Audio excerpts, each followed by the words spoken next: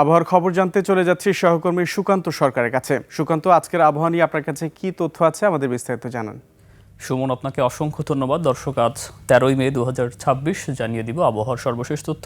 মৌসুমের স্বাভাবিক লঘুচাপ দক্ষিণ বঙ্গোপসাগরে অবস্থান করছে এবং এর একটি বর্ধিতাংশ উত্তর বঙ্গোপসাগর এবং তৎসংলগ্ন এলাকায় অবস্থান করছে।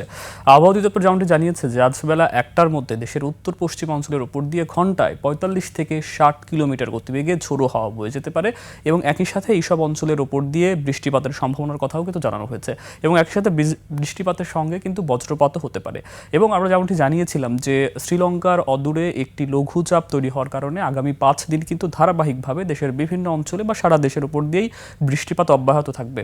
আমরা দেখছি যে সকাল থেকেই কিন্তু ঢাকা সহ আশপাশের অঞ্চলে বেশ তাপমাত্রা কিছুটা বেশি। এই মুহূর্তে আসলে কেমন দেখছি, তাপমাত্রা কেমন রয়েছে আমরা একটু লক্ষ্য করব।